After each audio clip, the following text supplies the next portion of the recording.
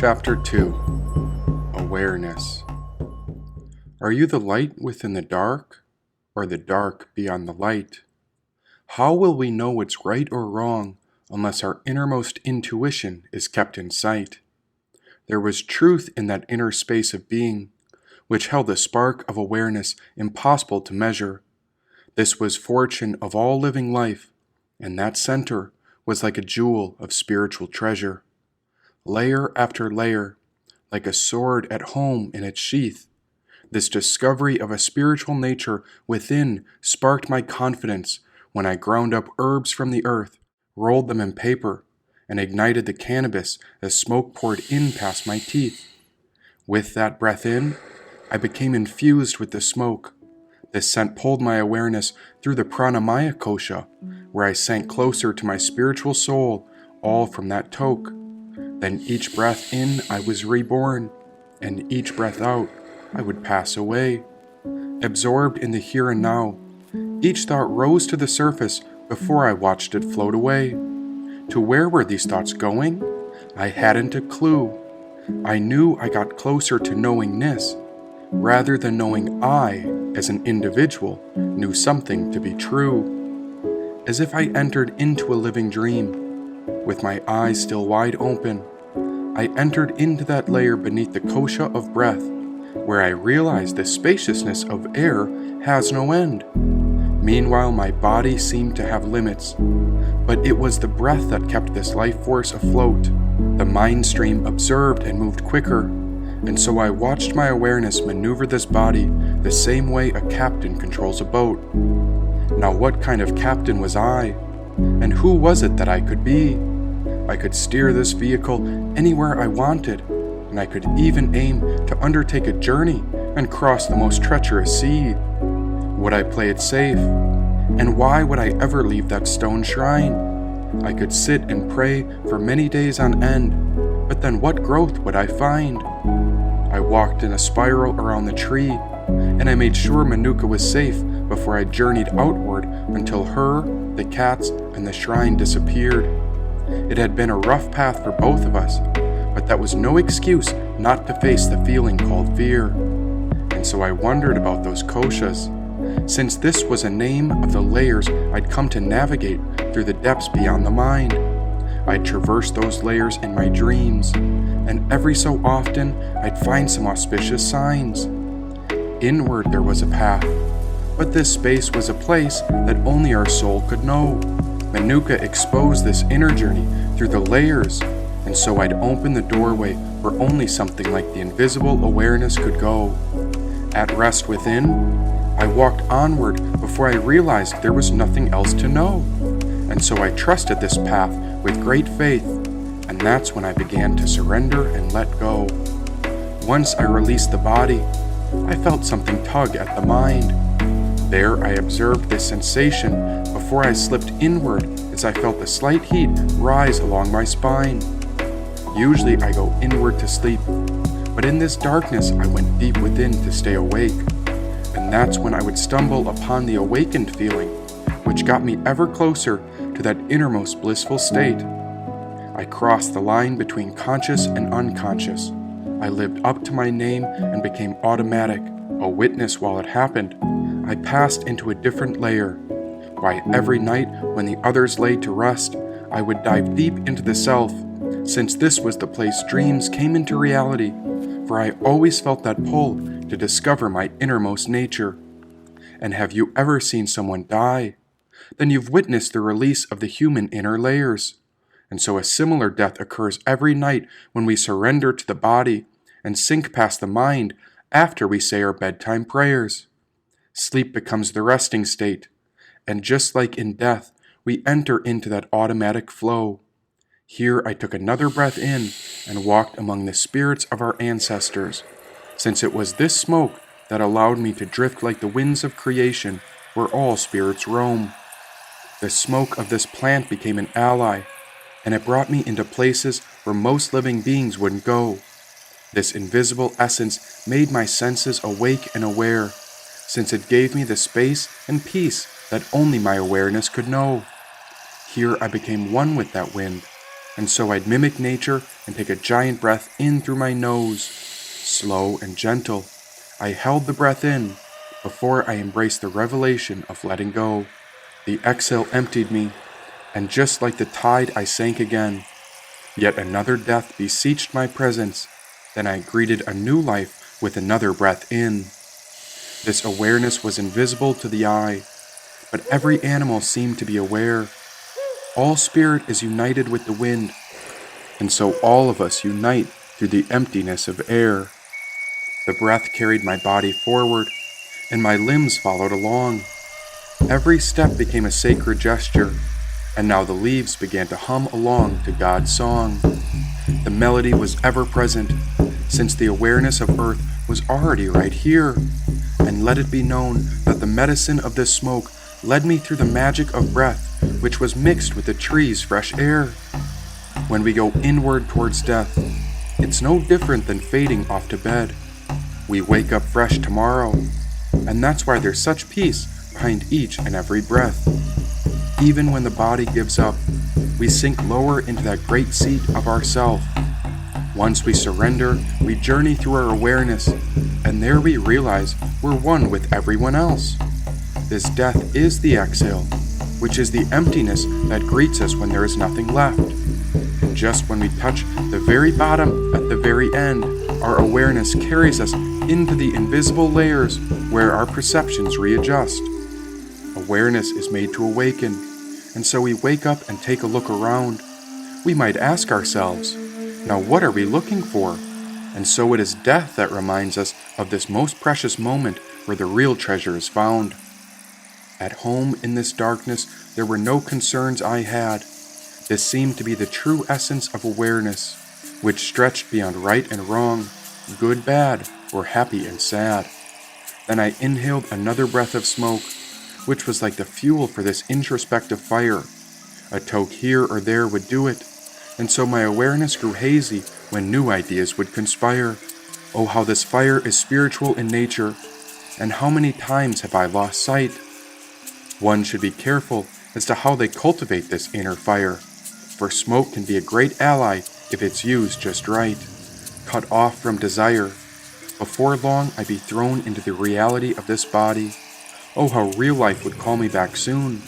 But right now, I'm on automatic in the unconscious to discover who it is that I've come to embody. So who am I? What if I discover that I'm actually no one?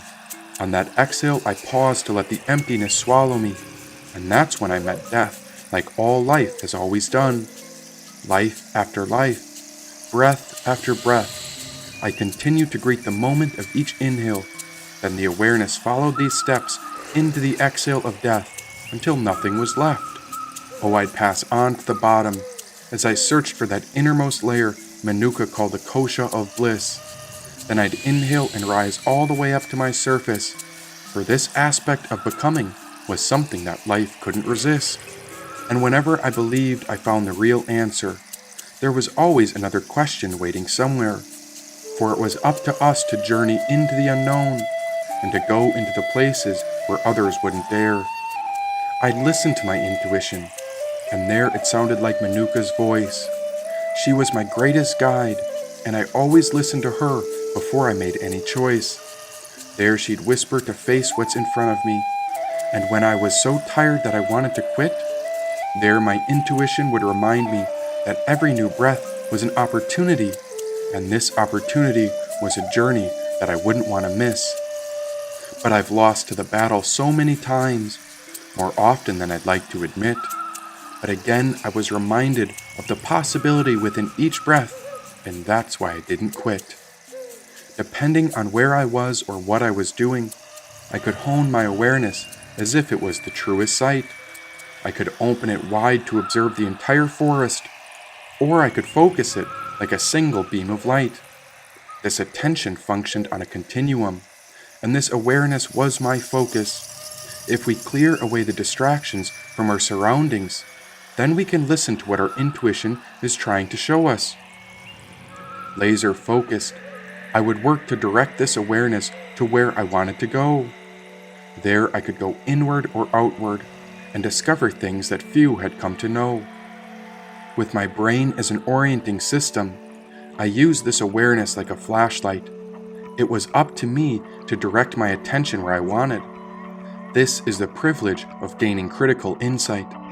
Sometimes I'd hear many opinions scattered through my mind, and sometimes I'd observe the physical world and everything that was around.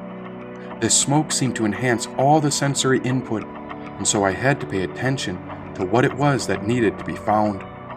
Like a flashlight in a dark cave, I could adjust my awareness and direct it where I wanted. And just like that, I'd focus in on something, and there I'd adjust my sight where my awareness responded. And this goes beyond just the external environment. We can ask, what are the sensations on the bottoms of our feet? There I could sense into it, and so my awareness would scan the body and focus on the steps where I felt the sensation of tingling or heat. But I wasn't aware of this feeling before, even though I'd always been walking on my toes. But now I was aware of my lower legs. And so this is a tool to direct the awareness wherever you want it to go. Think of awareness like a flashlight. We look inward or outward and direct it to things, places, or sensations. And then a creature ran off through the darkness, and so my flashlight of awareness jumped to find it, where I spotted a rabbit who got my attention. Awareness is a great tool, but it's up to us to direct it where it must go. If we're always taking in more and more information, then we'll be congested with all there is to know. It comes down to how we use our brain, which is always trying to process more information. And if we take in too much data, then our awareness begins to lag as we've overloaded our main operating system. And if your awareness is overwhelmed, there are many ways to shift your attention or focus. You can scan your present situation, and there the awareness can readjust based on whatever you notice. By coming back to the present, we interrupt the rambles running through our mind. Often the brain is like a hamster running upon a wheel, and so we must slow down and realign.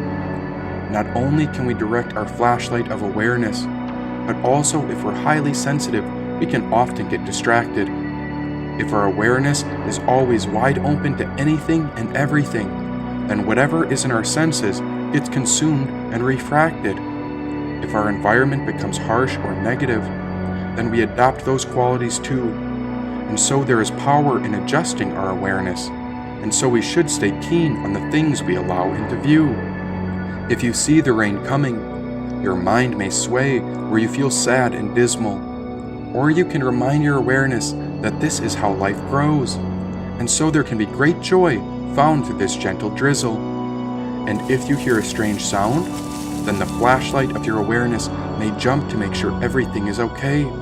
But as you become more powerful with your judgment, you realize you're in control of how your awareness moves, and so you can choose if you want it to shift and in what ways.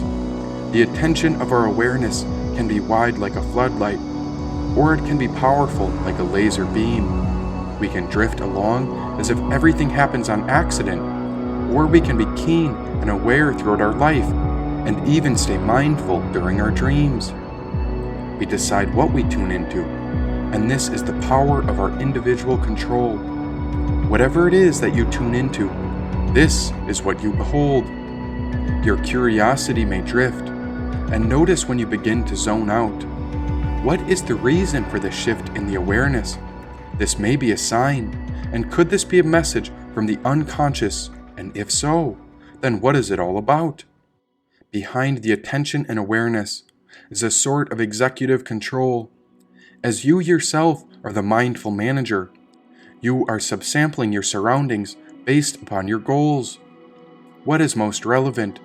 This should guide your awareness as to how you will perceive this world and act. This executive control system's job is to ensure the goals and behaviors of the system is in line and stay intact. This is how we maintain our goals, and so we can stay aware to relevant information and control our urges. If we can control our awareness and focus on what's important or needed, then we won't be flooded with information when the tides of our surroundings rise with surges. We can take on new information, and we control how we shift. It's a very complex system, like a juggler or a ruler, and maybe that's why they call me Auto, the automatic. Now working with the awareness can be tricky, often like a juggling act. Can you keep your awareness focused where you want it, when something else alerts your attention and tries to pull it off track? You can use your brain like an executive system to direct the flashlight of attention where to go.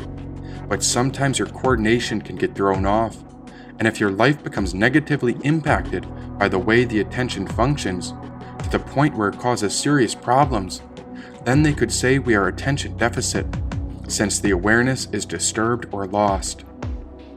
Attention deficit means we could have trouble paying attention, or even controlling impulsive behaviors.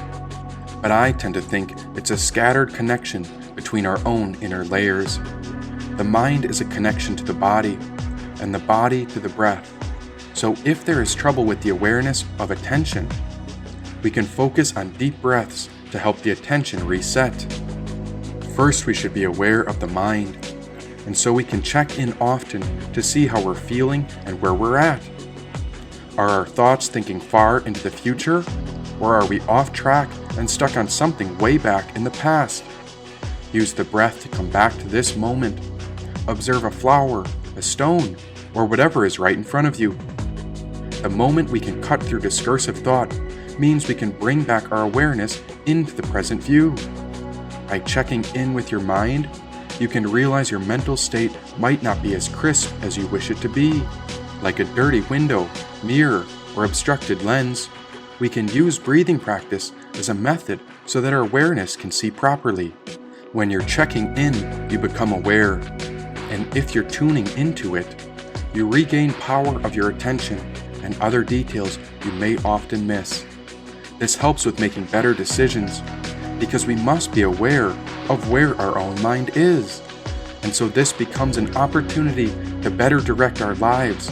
And this subtle change shifts all the aspects of how we can live. Having attention deficit means our mind may wander a lot, but by checking in with our awareness at each present moment, we gain meta-awareness and are able to cut through delusions, lies, and misguided thoughts. Now, this attention deficit in today's world is prescribed with medication, but we must be aware that there are other ways to become fully present. There are those who may need to stay on medication, but you can regain control of your attention and awareness with 8 weeks into mindfulness. This is not just awareness into the breath, but awareness directed into the mind. It starts with a minute of practice.